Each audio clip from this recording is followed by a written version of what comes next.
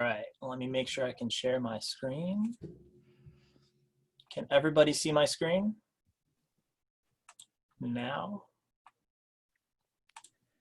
Yep, we see it, Joe. All good? Perfect.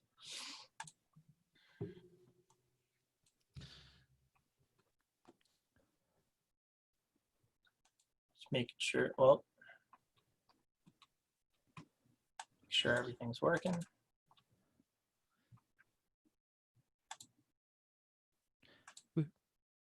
All right, there we go. Perfect. And don't forget to introduce yourself, Joe. Yes, I will. All right, thank you, everybody. All right, so my name is Joseph Thompson. I serve as the Assistant Director of Student Development here at Stockton University. I oversee clubs and organizations as a part of our office and department. Outside of that, I also do a lot of social justice work and research and reading. It is a passion of mine. It's something I deeply care about. About 2 years ago now, I started our social justice retreat weekend at Stockton University, which we've coined as Deeper Spaces. So a lot of what I'm going to be talking about today is pulled directly from some of the conversations we have at Deeper Spaces, that retreat weekend. So if any students watch this and are interested in continuing this conversation further, learning more, that is an opportunity that you can take at Stockton, is to participate in that. As well, we'll be doing other programs throughout the year and throughout the summer. In fact, I'm going to be doing another one later this week, which actually delves into the introduction for what we do at that Deeper Spaces Social Justice Retreat weekend. So again, if you're interested, please join us for that. That's also on Osprey Hub. And it's just kind of a continuation of today's conversation. There might be a little bit of overlap, but it's a good introduction to kind of the concepts that we'll be talking about today. And we really want to get into if we want to really be allies. All right. So I'm going to get started.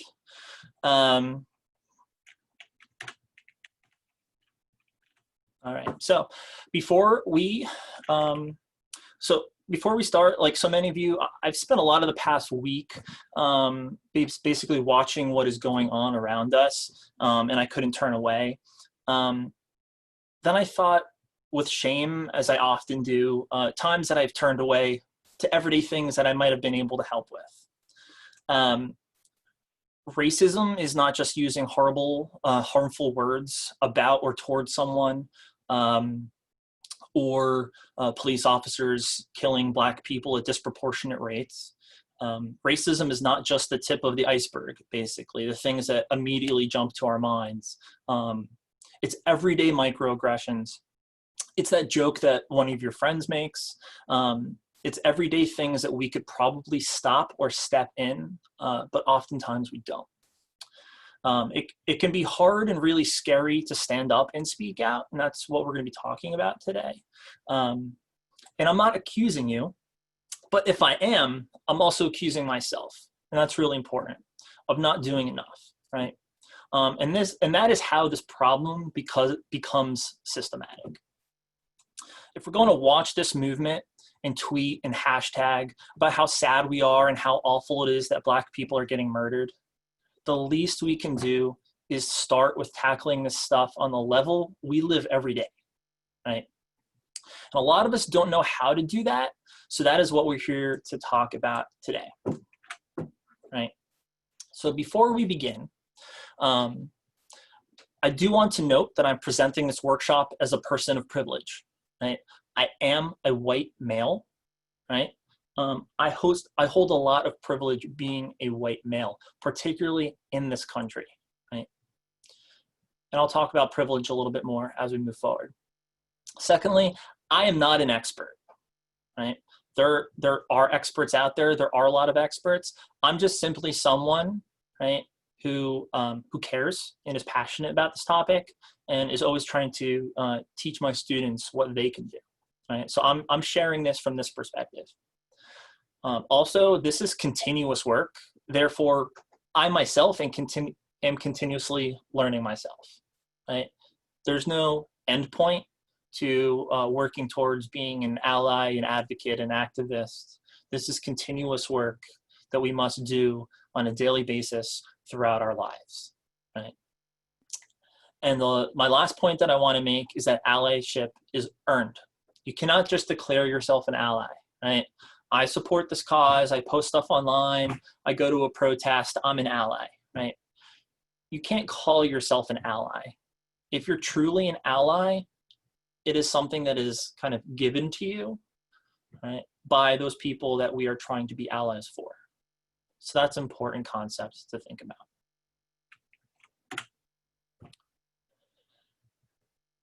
So to be an ally is to educate yourself and do your own research, right? Ask questions and listen. Be open-minded and not make assumptions. Reflect on your own privilege. Unlearn your own racism. And that's an important concept. We are brought up in a society to learn things a certain way, to normalize certain things, right? And I'll talk a little bit later about the concept of whiteness, right? But a lot of those things, especially being a white person, we need to unlearn, right? Kind of analyze and unpack some of those things and unlearn some of the things that were taught to us. Support Black, Indigenous, and people of color and help amplify their voices.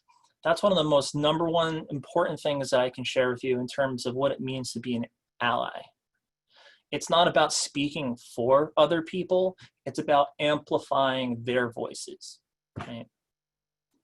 We also need to take a stand. We need to intervene in our daily interactions, and we can't be a bystander.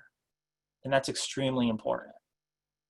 I mentioned other programs before that we're offering on campus related to this.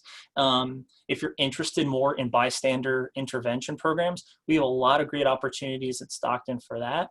Right now, we'll take the opportunity to actually shout out to Green Dot, which is a wonderful program. There are many of us on campus that are staff and faculty that are trained to be Green Dot facilitators.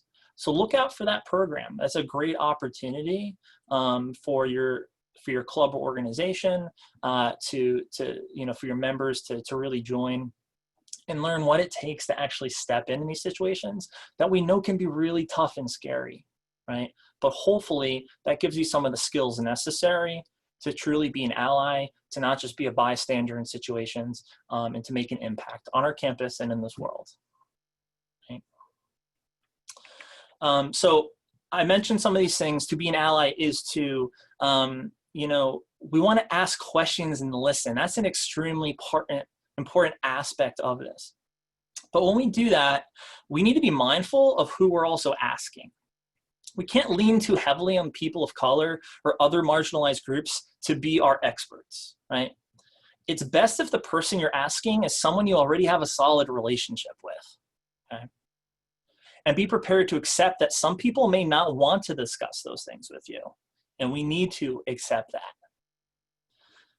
Some things to ask yourself as a Stockton student. Have you been to a UBSS program? Have you been to an ASA program? Have you been to any program that is hosted by some of our culturally based organizations on our campus? Even better, do you even know what UBSS stands for? If you truly want to be an ally, you need to start somewhere, and you need to start with educating yourself. That's extremely important.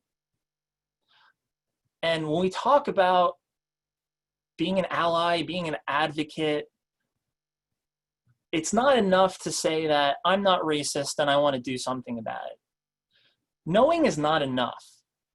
We can't just know. We can't just say, oh, I understand this. I don't stand for racism, right? We actually have to be doing. Knowing is not enough. We need to be doing, okay? So that's what I'm going to talk about now. So I introduced the concept of privilege before, and this is a tough concept for a lot of people. And we really try to unpack this at our Deeper Spaces retreat. So again, please apply for that program. I think we have a great curriculum and we talk about this, all right? So 3 questions that I put up here to kind of ask yourself is how has your privilege benefited you, right? And we're really focusing on white privilege. To think about the fact that your life might be hard and you may have struggled, right? We all have struggled. My life wasn't particularly the easiest. I also didn't have a hard life. And I worked very hard for where I am today. You know, I have my master's degree, and all that takes a lot of work, okay? But there's a difference between how hard we work for something, right? And then obstacles that are in our way. So your life might be hard and you may have struggled, but it's not because of the color of your skin. And I need everyone to really think about that. So there are people who might not think that white privilege exists. Like, I had a tough life too. You know, everybody has struggles, you know, so what does that have to do with the color of your skin? Your life might be hard and you may have struggled, but it is not because you are white. That is an important concept to realize, to think about, to reflect on. And that's the difference we're talking about.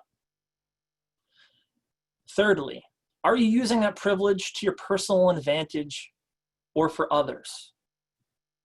Right? Are we using that privilege to advance ourselves, or are we understanding our privilege and using that to support other people? White privilege is not about being othered and not having a problem finding shampoo for your hair type or products for your skin tone. I don't have to worry when I apply for a job that my name doesn't sound black and fear that it might hurt my application for employment. I can walk down the street with confidence I take for granted because I feel a level of safety and belonging. That other people are not going to cross the street when they walk towards me, or that a white lady in a park is not going to call 911 on me because I politely asked her to leash her dog. That the police or some vigilante white supremacists may stop or kill me. The fact of the matter is, white people are less likely to be followed, interrogated, or searched by law enforcement because they look suspicious. White people's skin tone will not be a reason people hesitate to trust their credit or financial responsibility. If white people are accused of a crime, they are less likely to be presumed guilty, less likely to be sentenced to death, and more likely to be portrayed in a fair, nuanced manner by media outlets. And if you want to read a little bit more about that, you can follow the If They Gunned Me Down campaign. If you go on Instagram or Twitter, you can actually do hashtag If They Gunned Me Down, and you will see stories from people that reflect how they have had these situations that they faced in their life, right? So you can see actual examples that this is not just talk, right? Hashtag If They Gunned Me Down. The personal faults or missteps of white people will likely not be used to later deny opportunities or compassion to people who share their racial identity. And as I said, are you using that privilege to your personal advantage or for others? White privilege is not the assumption that everything a white person has accomplished is unearned. Most white people who have reached a high level of success worked extremely hard to get there. Instead, white privilege should be viewed as a built-in advantage, separate from one's level of income or effort. It is accumulated power. Think about this in context of our working world. If white business leaders don't hire many people of color, white people have more economic opportunities. Having the ability to maintain that power dynamic in itself is a white privilege, and it endures. Legislative bodies, corporate leaders, and educators are still disproportionately white and often make conscious choices. Laws, hiring practices, discipline procedures that keep this cycle on repeat. The more complicated truth. White privilege is both unconsciously enjoyed and consciously perpetuated. It is both on the surface and deeply embedded into our American life. It is a weightless knapsack and a weapon. We don't need you to carry the burden of your privilege. That's not what we're talking about here. We need you to acknowledge it and to use your privilege, promote good, and fight oppression. That's why we acknowledge our privilege.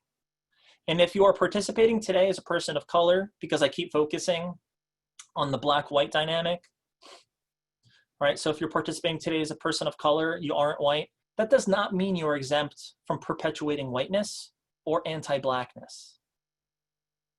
So this conversation is also for you.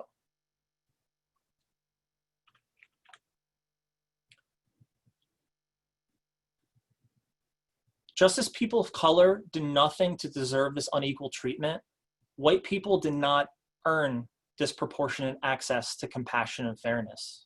They receive it as the byproduct of a systematic racism and bias. Think about that.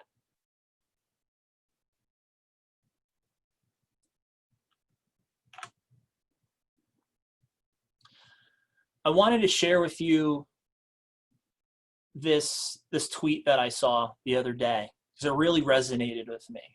Because again, sometimes we talk about white privilege, we talk about the differences between a black person and a white person in a similar situation, and how there's such a disparity in what the outcome is, right? And usually, obviously, the white person gets off, moves on with their day, or the black person continues in this cycle of being arrested, being harassed, being killed, right?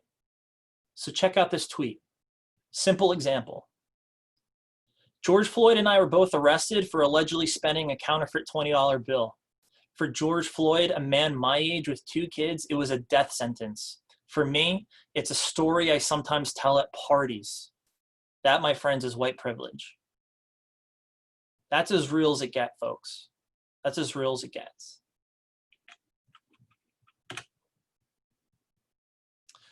So as we continue, it's important to talk about the basics of oppression and white supremacy.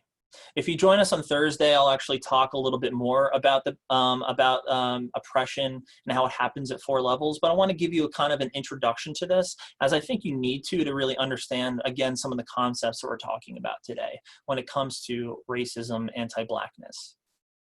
So oppression happens at 4 different levels. First and foremost, it happens at individual level, right? Having feelings or beliefs or values, right, that might be oppressive to other people, right? For someone to have thoughts in their head where they might feel superior to another group of people, to feel superior to black people, right? Number 2 is the interpersonal, right? Actually acting out on those feelings, beliefs, and values, right? It's actions, it's behaviors, it's language. It's actually saying racist things towards another person or making a racist joke, using words we shouldn't be using. It's behaving in a way that's perpetuating those behaviors, right? It's actually acting out on those beliefs. Third is institutional. It's our legal system, our education system, public policy, hiring practices, media images, right? Some of the bigger picture things that we talk about that really need to be systematically dismantled in order for us to really make change in our world, right? I'm talking to you as a representative of Stockton University, right? New Jersey is one of the most diverse states in the country, right? We have some, Rutgers up the road from us is considered to be the most diverse university in the country, okay?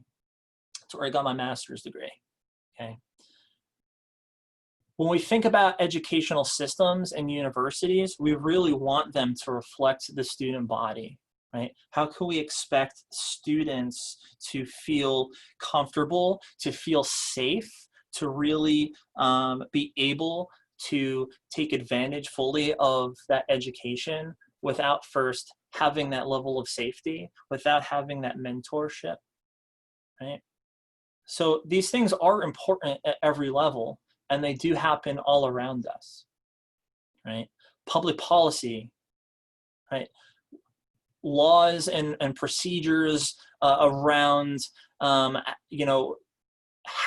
we actually, what laws we actually are arresting people for and what kind of policy and procedures we're having around this, right? We think about stop and frisk, which is a policy that's been very detrimental to communities of color all around our country, particularly right here in New York City, up the road, where disproportionately many more Black and Latino men are stopped and frisked than anyone else. And that's not right. So this happens at institutional levels, even with our policy and how we do things as a country, how we do things as a university. These are things that we really need to think about. And then fourth, from a societal and cultural perspective. By that, I mean the collective ideas about what is right? An example of that, the English language, right? Some people will look at the English language and they will look down on what they refer to as slang or ebonics as something that is not the proper way to speak, that is not right. That is reflection of whiteness, right? And as a country, as a society, we've basically equated what is considered right or considered normal or considered basically the what is the normal, and is reflection of whiteness. It is white people, it is white society that made those decisions and decided this is what's considered normal. And if you step outside of those boundaries, right, then it is not normal, it is not okay, that's not the way we want things. And oftentimes that is reflective of anti-Blackness, of anti-minority, right? It's a very white-centric focused decision-making that society has made, right? So oppression happens at different levels, and there's things we can do about all four of those levels in our daily lives. So just to think about this concept a little bit more, I actually have several different images that might be helpful to look at to kind of reflect on what I'm talking about here. And the first thing that I'll say is that this conversation in itself may be daunting, but we're not, and I'm talking about oppression at four different levels. And this might make you think like, wow, this is a lot to think about, but we're not asking you to solve racism, okay? We're asking you to be active in your everyday lives and not being a bystander. And understanding these concepts a little bit better is going to help you do that. We're asking you to take a stand for a cause as if it is your own. That's what being an ally is about. Because we must acknowledge that if we benefit from and perpetuate a system of inequality and not do anything to dismantle it, we are no better than those who set up the system. Let me repeat that. We must acknowledge that if we benefit from and perpetuate a system of inequality and not do anything to dismantle it, we're no better than those who set up the system. That's an important concept. So here I have one example of kind of how to think about racism, white supremacy, anti-Blackness. So here you have a pyramid. You can also think about it as an iceberg. And I say think about it as an iceberg because you also see a horizontal line that kind of goes across. Above that horizontal line, you'll see some of the more overt white supremacists, more things that everyone agrees is racist, right? It's using racial slurs, it's using the N-word, it's actual hate crimes, it's spray painting swastikas, burning crosses, the KKK, neo-Nazis, lynching, murdering of Black people, right? Those are the things that are overt that are considered across the board, for the most part, socially unacceptable, right?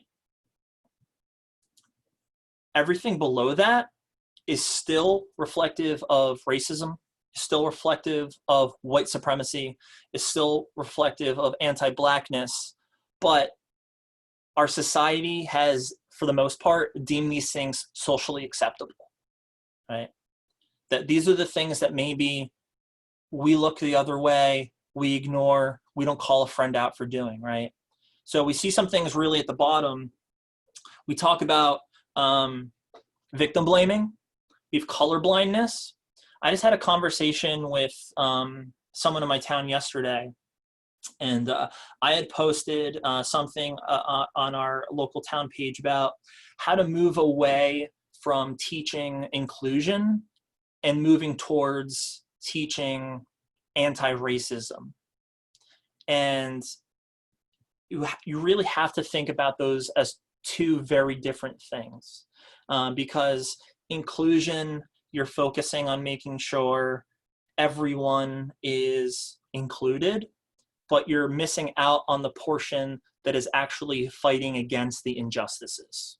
And that's why I make a clear distinction between inclusion and, anti-racism. And, that concept's extremely important. So, somebody brought up the concept of color blindness. And this woman had said to me, America's beautiful because we're this melting pot of all these different cultures, and it doesn't matter to me what the color of someone's skin is. We're all God's people. We're all human, and that's the most important part. And I truly think this woman was being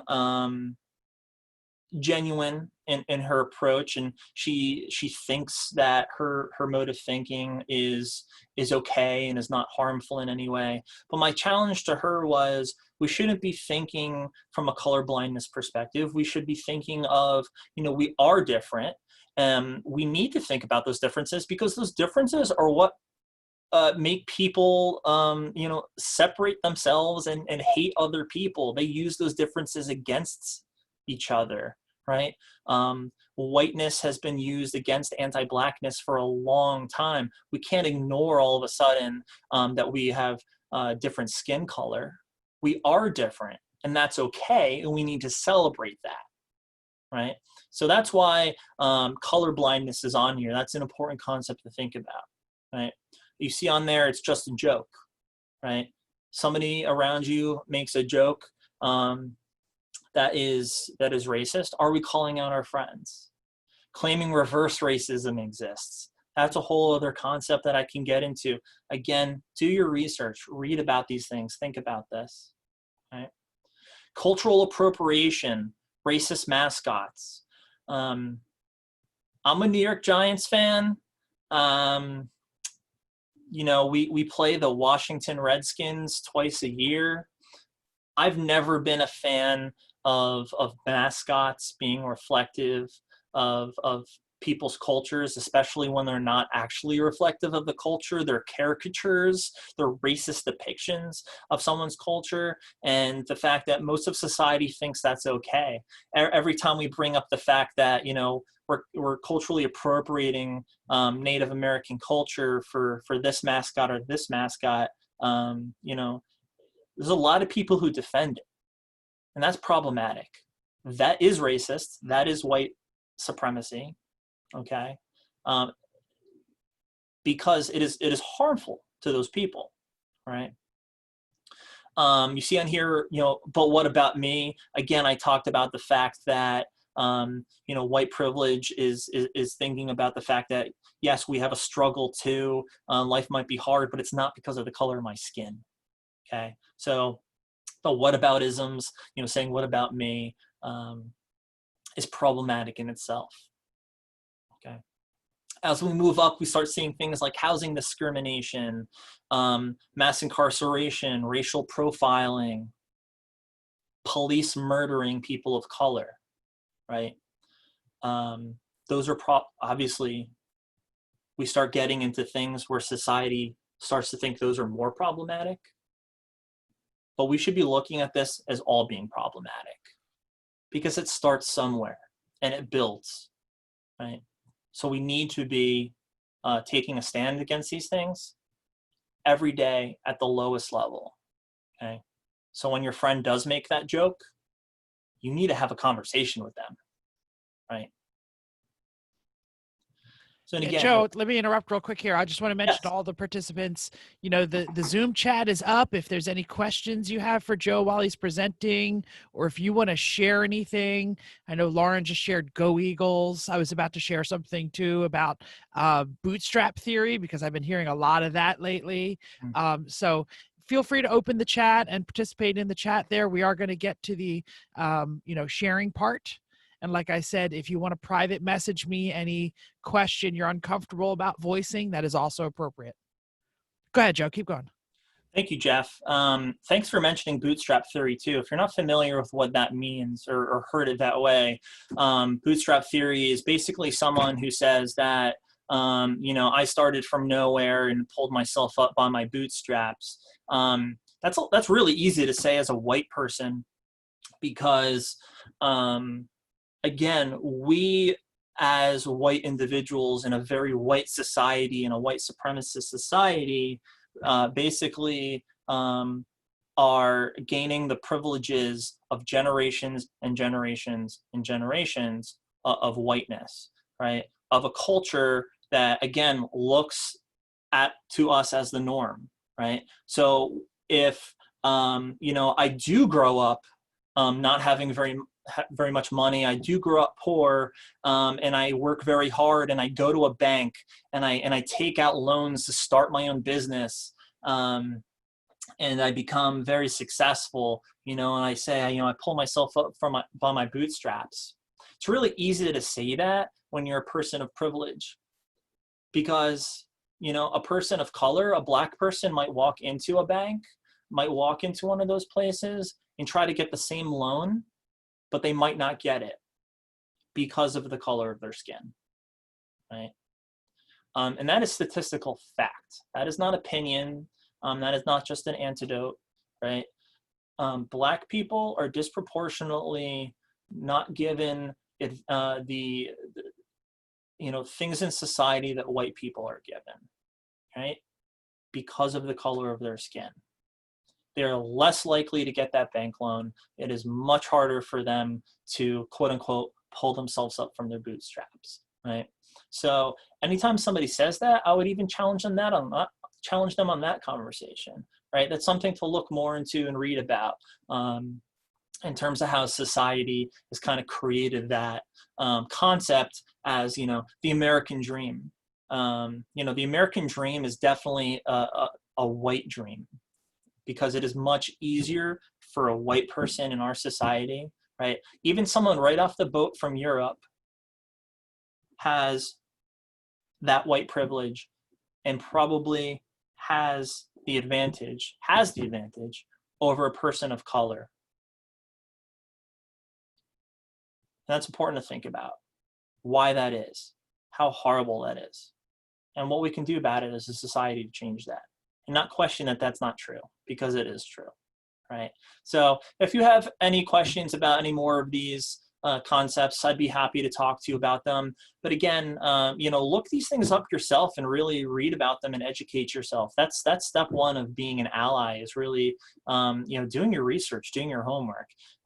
By the way, we're recording this video. I'm also gonna share this PowerPoint. So if you want to take these concepts later, if you're gonna, you know, think you're gonna forget something, we'll hook you up. You'll be fine. We got this stuff for you later. The second image is kind of reflective of the same concept, but simplifies it a little bit more. With the pyramid, you kind of look at it from different steps. The bottom being bias, everyday bias, stereotyping, somebody making insensitive remarks, belittling jokes, using non-inclusive language, right? We want to be as inclusive as possible. Justifying biases by seeking out like-minded people, accepting negative information, screening out positive information, okay? Simple bias. As it moves up the ladder, the pyramid you see at the top, obviously you get the genocide, but look at how these things build upon each other. If you think that genocide is horrible and bias-motivated violence is horrible, discrimination that's not a good thing. Prejudice isn't good. You need to start from the bottom. All of this is horrible. We need to have that mindset, right? We'll never get to genocide if we focus at the bottom level, because it builds upon itself, right? If we want to have a society that is equitable and better serving to our Black and Indigenous people of color, it's starting on an everyday level of looking at those biases that are around us, those biases within ourselves, and doing something about it, right? So again, here's another example of how it builds upon itself. And this third one, I think you'll find very interesting, because I think that this is a great illustration of how we think about racism on a scale, and then also think about ourselves on a scale of where we want to be in terms of working towards being an ally or an advocate. All right, so on the top, on the top is all reflective of racism on a spectrum, right? It's all racist, but there's the extreme. On the left, you'll see terrorism, okay? And all the way on the right, and these are basically comments that you might hear from people. So you see all the way on the right where there's completely, there's just denial. Somebody saying like, slavery ended 200 years ago, racism doesn't exist anymore. We had a Black president. This is a post-racial society. What about reverse racism? Those things in themselves are racist statements. That is reflective of a mindset of someone who does not understand these concepts, right? So you move from denial to someone who kind of justifies racism, to someone who gets defensive about it, someone who's indifferent about it. Then you have subconscious racism, somebody who does blackface and thinks it's funny, somebody who refers to Black people as thugs, right? They start a sentence with, "I'm not racist, but," right? We usually know if somebody starts a sentence like that, we know where it's going. Someone who thinks, Blacks are naturally more violent or less intelligent, right? Terrible things we think about people. And then it moves into actual more overt and violent beliefs about other people, right? All the way to terrorism. Being, on that end of the spectrum, on a racism scale, terrorism doesn't actually have to be killing a person, but it's having even saying things like, that you would want to, or saying violent things about them, right? That's a terroristic thing to say, right? So here we think about kind of racism on a scale. If you look in the bottom, right, as you think about your own journey, about where you currently are as someone who wants to be an ally or do more, also some things that we might say that we need to reflect on, right? Again, this is still part of the racism scale. So if you're someone who thinks that you're not racist and you want to do more, but in your mind, or you're saying to your friends, whites were slaves too, or there are plenty of successful people of color, they just need to work harder. Those are racist statements, right? And that puts it on one end of the spectrum from a white savior perspective. And I'm going to talk about white savior complex a little bit more later. And then second, we move over to woke. I think some people, woke has been a term in our society the past few years. People might think about woke being on like the far end of the spectrum, but being woke is actually more so towards the beginning, right? Someone who is trying to understand, right? Might sound like they're saying the right things, but a lot of that time there's still justifications for things. It's, the person who posts on Facebook, we're all one human race, love conquers all. They try to, put out these flowery statements.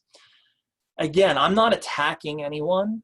This is for self-reflection and for us to kind of think about some of the things that we might say or some of the things we fall into as people, right? To kind of reflect on.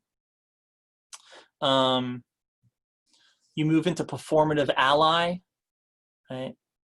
Someone who kind of does things because it looks good, they feel good about themselves. That's not truly an ally if you're doing it for yourself. Awareness, moving into actual allyship.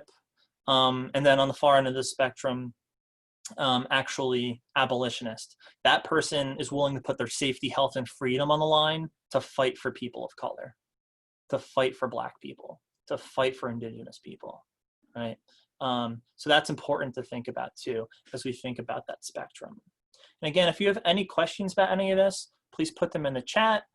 Jeff is looking at the chat as we speak. Yeah, we're getting good chat, everyone. Keep chatting, and we're getting some private messages that are great too. Great. And we are going to open up for some conversation in just a few minutes. So I think we got like 2 or 3 more slides. Cool. So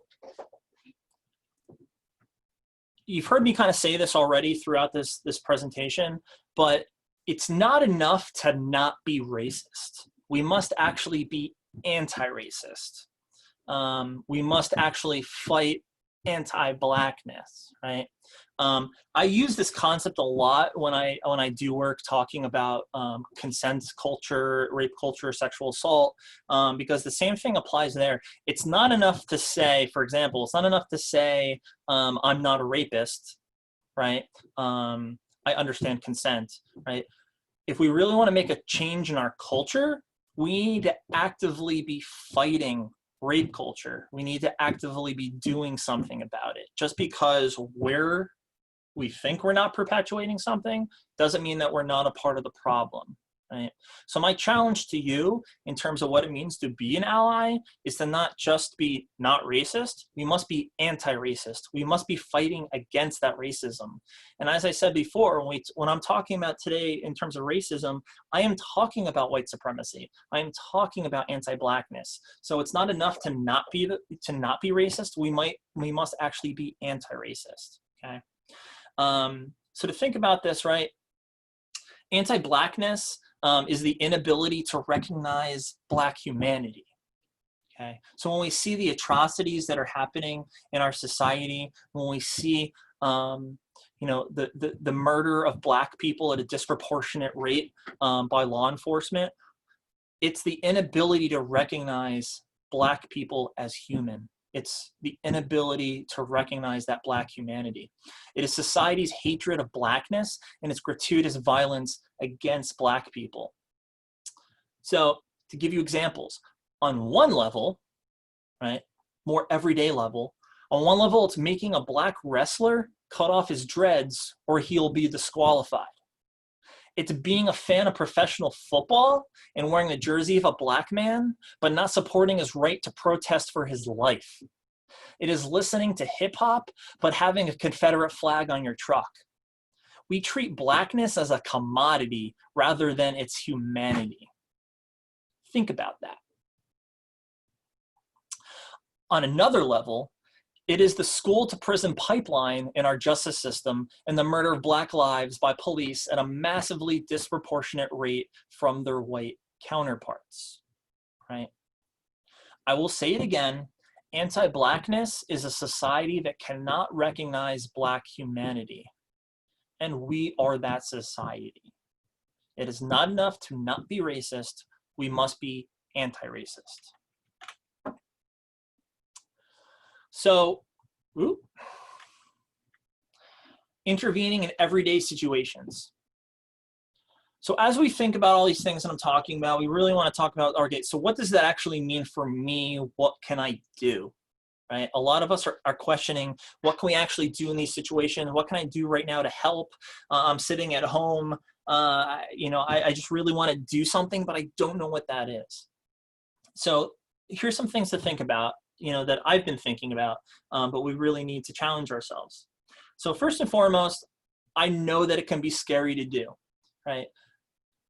To truly be an ally, to put ourselves in this position, right? Some of us might come from families that don't understand this concept, that might be challenging these views that we have.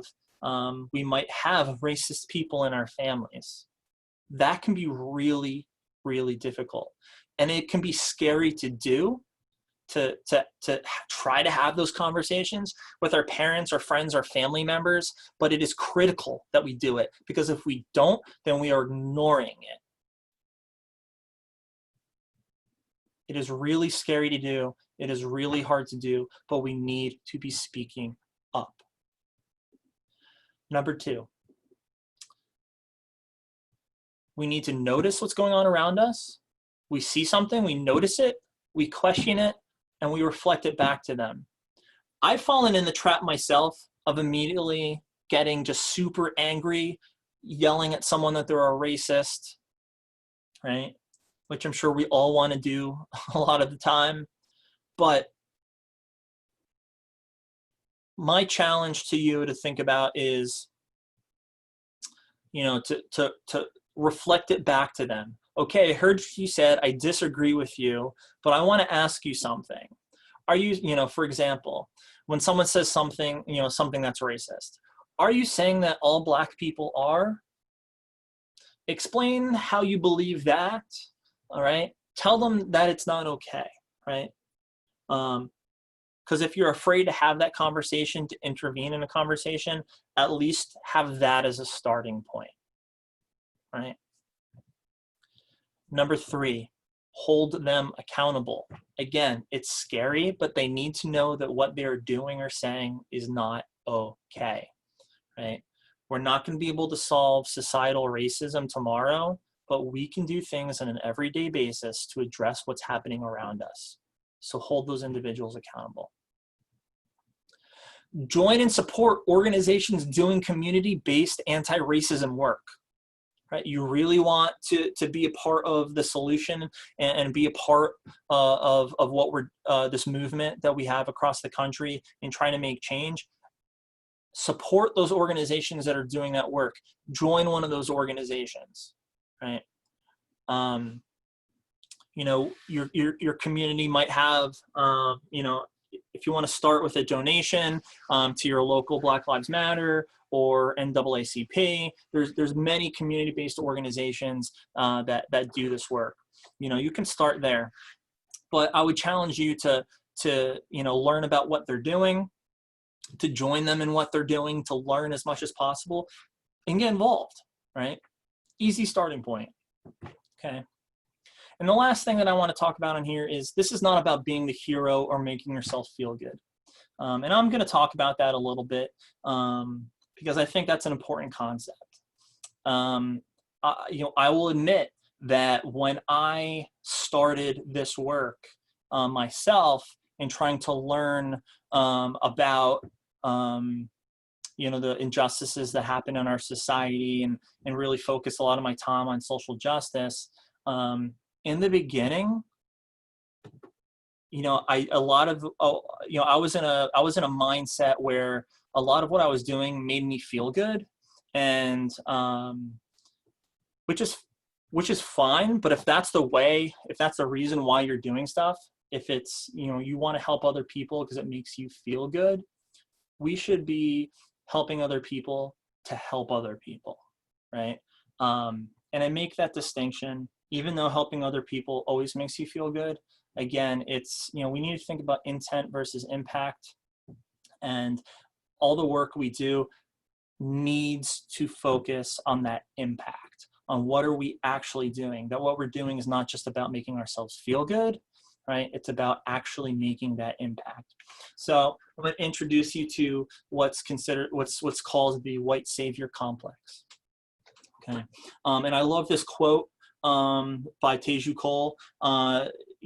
This is an individual who does a lot of this work and is a writer and has a social media presence. And I saw this on their Twitter account once. But they stated about white savior complex. The white savior supports brutal policies in the morning, founds charities in the afternoon, and receives awards in the evening. Right? It's really easy to fall in the trap of, doing service work, doing social justice work, because it makes us feel good. We post pictures and stuff on Facebook and Instagram, makes us feel really good about ourselves, makes us feel like we're making an impact. But are we really making an impact? Right? And I say this not to offend anyone, but to challenge you to think about the impact that you are truly making. Are you doing things for the right reasons? Okay. And I can talk about why it's harmful, right, as well. So again, white savior complex. This refers to a white person who provides help to non-white people in a self-serving manner. Okay. It may not be your intentions nor actions that are actually wrong, but the approach might be. Its impact is the continued dehumanization and colonial infantilization of Black people based on one-dimensional depictions of Blackness. Here's an example of what I mean by that. I'm sure most of us have heard or said in our lifetime, eat your food, there are starving kids in Africa. That statement alone, right, incredibly harmful, but it creates a very one-dimensional depiction of what Africa is as a continent, right? Africa, as we know, is a ton of beautiful countries, okay, that have a spectrum of cultures, and we, as a white saying in our society, that is a very common saying, right, have narrowed down African culture to this very one-dimensional caricature of racism by implying that African children don't have enough to eat, right? Again, an everyday thing that we've probably heard in the past couple weeks even, that we never responded to, said anything, reflected on as being something that was problematic, but it is. And that's what I'm talking about today. It's noticing, it's reacting, it's saying something about those everyday things that happen. We need to unpack our own language, the things that we do on a daily basis, and reflect on the everyday racism that we ourselves even are guilty of being a part of, okay? And this white savior complex is also this depiction of rescuing, right? And I have on the bottom, people should not be accessories to your social justice work. It's patronizing and robs agency from those people, right? As if the only way that they can move forward as a people or a society is if, white people come in and save them, okay? So allyship is not about you. Do not make it about you. It may feel good to do this work, to feel good about yourself, but it's also important in some way to keep that to yourself. That is not why we're here. Posting photos of yourself doing the work should not be a priority for you. In fact, the term poverty porn was created in regards to people who travel to impoverished countries and post photos of what they're doing there. Imagine if 12 of us got on a plane and flew to Stockholm or Dublin, and when we arrived, we found all the cutest little children, other people's children, and we began picking them up and taking selfies and posting them on Facebook. Sounds strange, right? Our intentions might be in the right place, but why are we doing that? White savior complex leads to approaches and methodologies rooted in patronizing charity rather than actual justice.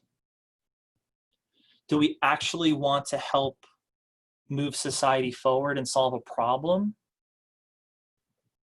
Or are we patronizing those individuals, robbing agency from them, doing things that makes ourselves look good, that makes ourselves feel good, right? White savior complex prevents mission, aid, and developmental work from being dialogical and participatory. The so-called experts swoop in with their answers and expertise and fail to include the voices of the local leaders, organizations, and stakeholders. Being an ally is about amplifying the voices of those Black leaders, of those Black people around us. That's what being an ally is. It's not about us swooping in and pretending to be experts and taking charge. White savior complex also leads to paternalism, doing things to or for others rather than seeking to empower those people we're trying to help. It makes us into heroes rather than empowering others to become the heroes of their own stories. It robs agency from the economically poor and contributes to shame-based identity and sense of helplessness. It leads to doing things in other contexts that we've never seen, imagine doing in the US or Europe, like the example I used before taking photos of children. It perpetuates poverty porn, the ubiquitous images of the poor seen in many fundraising campaigns, which objectify human beings for the sake of eliciting an emotional response in order to garner a donation. It labels them as powerless victims who can't help themselves and capable objects who are passively awaiting rescue. We must not be white saviors. We must support people, listen to them, and let them lead.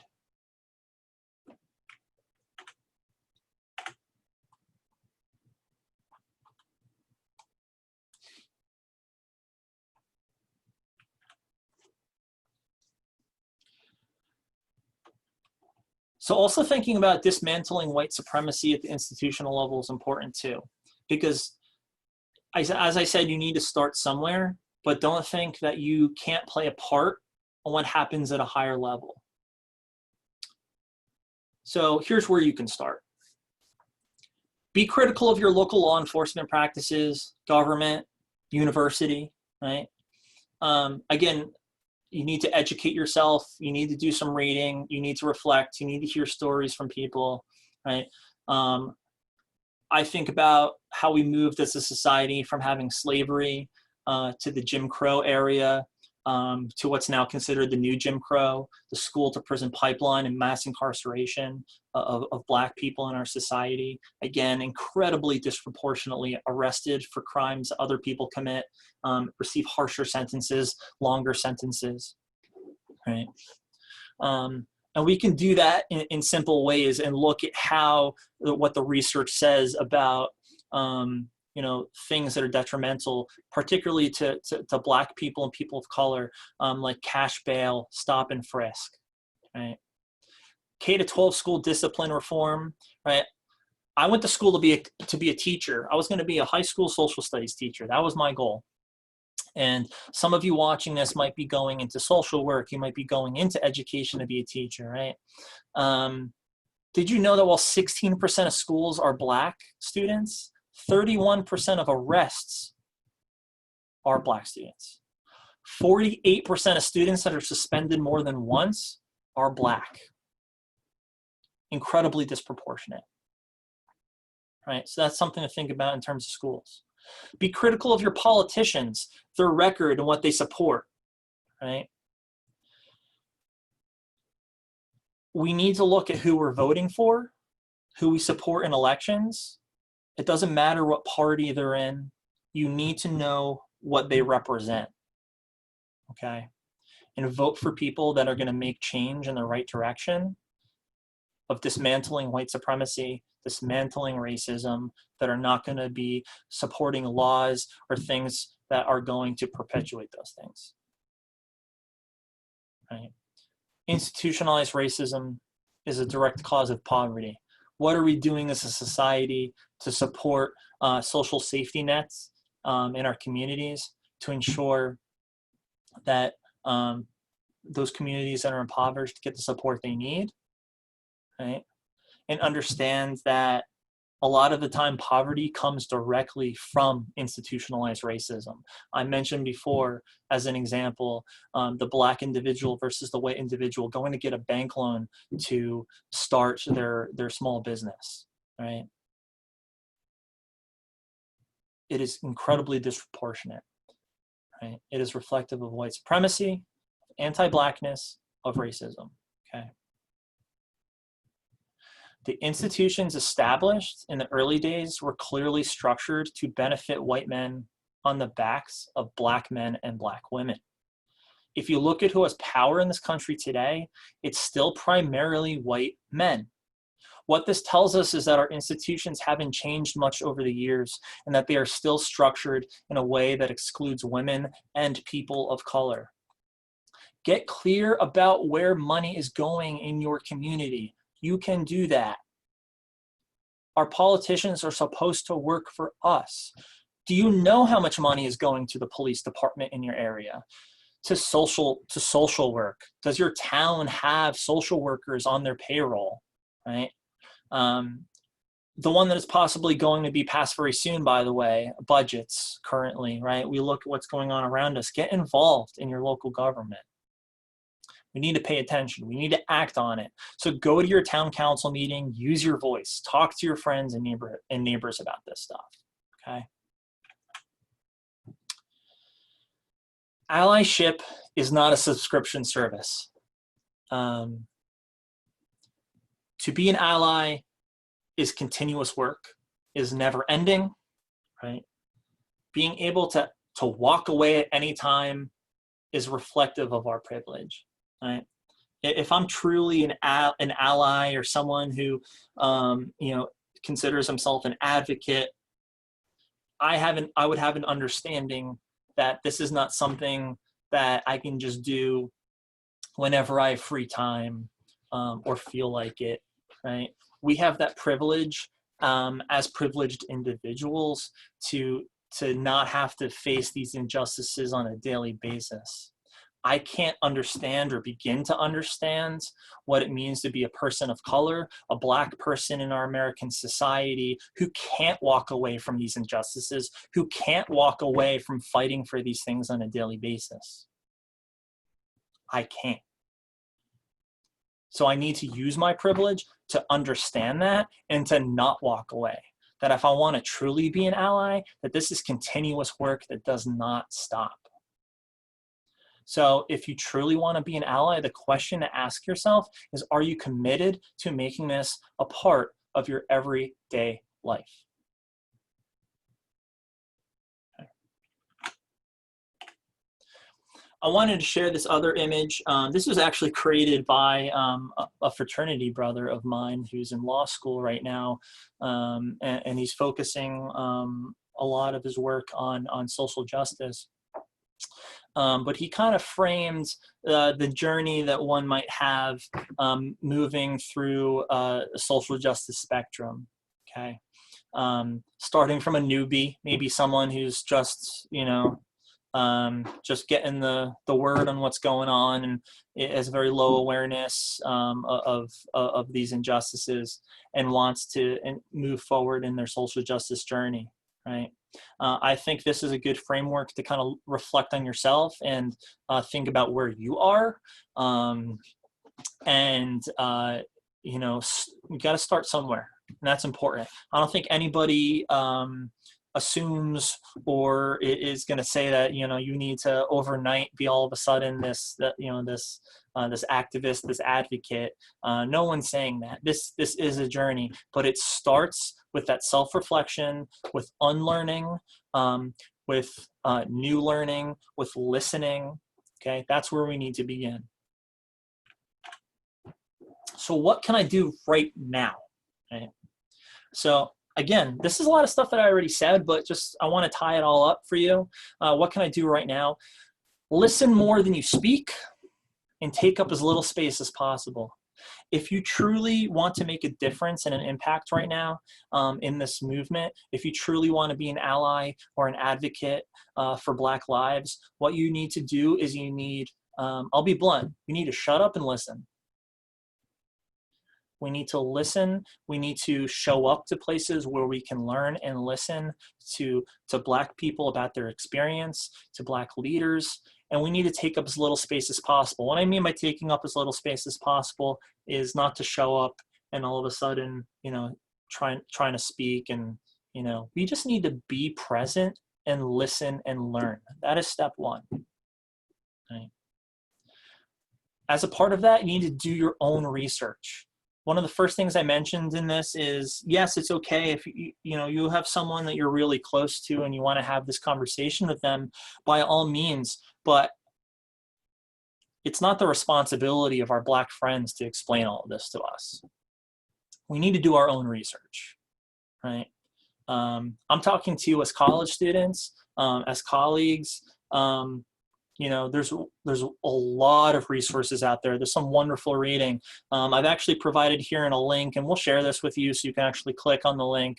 But it's one of the many, many websites that are up right now that kind of have a lot of the books and research that's out there in regards to all of this. There's a wonderful book on white fragility, which is a concept I haven't brought up. But white fragility is that concept of because of white supremacy in our society, anytime you talk about race or racism with white people, there's this defensiveness, we have a lot of issues with talking about race, and it kind of talks about that, where we've created this system of oppression, racism, and white supremacy. But now that people are challenging us on it, we can't. Right, so that's a wonderful, wonderful book to start with. Particularly as a white person, I definitely recommend that book. Again, show up to a protest if you like, but be there to listen and learn and follow the leadership of the Black folks that are there. Right. Anyone who knows me knows that I'm active in participating in these types of things. I've gone to a couple of events in the past week, but we're there to, I see some folks that are there and are being loud and being vocal. This is an opportunity to ensure that that the Black people that show up, that want to be listened to, that we give them that voice and we don't step on their toes. We need to elevate them. We need to amplify their voices. Reach out and say, hey, I cannot imagine what you're going through. I'm here if you need it, right? If you're actually close with individuals, have that conversation with them. I actually put in quotes as an example to say, hey, I cannot imagine what you're going through. I'm here if you need it, because words matter. And I don't want anyone to put themselves in a position where they say something like, this whole situation is really upsetting. I'm really sad. Because for us to be in a position of privilege as a white person that's not actually facing these things, right? Yes. Am I tired from participating in protests this past week? Sure. But that's nowhere near how tired a person of color probably is dealing with this on a daily basis in their daily lives. So we should not be approaching our Black friends, and saying things like that. Words matter. You might not think that it's a big issue to say something like that, this person's my friend, I'm close with them, they'll understand it. That's not what's important. You need to think wisely about the things that you say, even to your closest friends. Again, because words matter. We can read all the books we want to. We can get really involved in social justice work and anti-Blackness and anti-racism work, right? But we'll never understand. And that's the important thing to realize, right? So putting ourselves in a position to say, like, I'm tired, I'm sad, I'm upset, okay, not the thing to be sharing, right? It's not helpful, right? Lastly, begin acting on and doing the work, okay? I want you to do your research. I want you to read. I want you to listen to Black voices, right? And start to show up, right? Support. Start somewhere. Extremely important, okay? That is the end of my slideshow. Joe, I'll while you catch your breath and fix your thing here, I'll just say that this was great. Thank you very much. You're still sharing, so we can still see your thing if you want to unshare and people can uh, prepare. There was a few questions that came up. I'll mention that hopefully you have a digital device because Amazon and all the major online retailers are sold out of white fragility. I tried to order it myself. I think last night is when I tried to order it myself. And I just want to say that, my interaction with a lot of the students and some of the things that I've seen in the chat, you need to, I would like to acknowledge, I'll use I statements here, that, that it's very possible to be frozen because of all the missteps that might happen. And I just want to say that, like, as young, bright, smart, intelligent people who have made it to college, that you can see the fear of, being the white savior complex, or the fear of saying the wrong thing, and I could see a lot of young people like using that. I don't want to say using it, that getting in the way of them being better allies. And I'm going to freely admit, just like Joe did, this is a process. If we looked at the chart on what step you are in the allyship, I know I'm a couple slots behind Joe. I'm catching up to a lot of people. It's and I think in that slide, it also said that, this is a progress, and you're gonna cycle forward and fall back and cycle forward and fall back. And there's no direct line to allyship for anyone. It's work. It's hard work. It's not easy, but it begins with work, and it begins with attempting to make progress and to be humble about what you know and what you don't know is probably the most important tool you have. And the floor is open. I know there's a lot of people out there, 10 or 12 of us here, that might want to say something. If you're all right, Joe, should we unhook the record button so people can talk? I think that would be fine. Yeah, we're going to do that. I'm going to stop the recording now, so you can all share a little better.